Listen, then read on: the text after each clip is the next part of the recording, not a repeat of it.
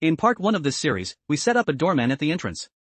He checks MAC addresses against a list. If your MAC is on the list, you get in. If it's not, you're turned away. But what if you could change your MAC address to match the one on the list? That is exactly what a MAC address spoofer does.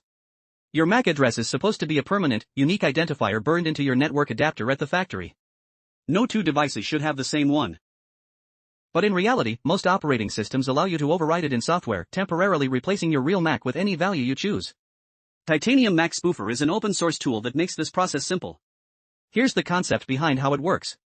When you open the tool, it shows you your current network adapter and its real hardware MAC address. With a single action, you can generate a new random MAC or type in a specific one. Say, the MAC of a legitimate device you already know is on the network. The tool applies that value at the operating system level. From that point forward, every packet your machine sends carries the spoofed MAC, not the real one. To the switch, you look exactly like the legitimate device. The doorman checks the name. The name matches. You're in. This is why port security using MAC addresses alone has a fundamental weakness. It can control which MACs are allowed.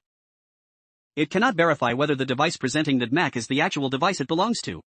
A network engineer watching traffic might notice two devices with the same MAC address appearing on the network at the same time. That's a red flag.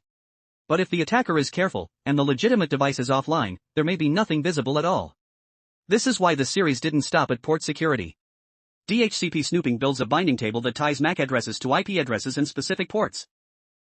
Dynamic ARP inspection then validates every ARP conversation against that table. Even if you spoof the MAC, the IP to MAC to port combination has to match what the desk recorded.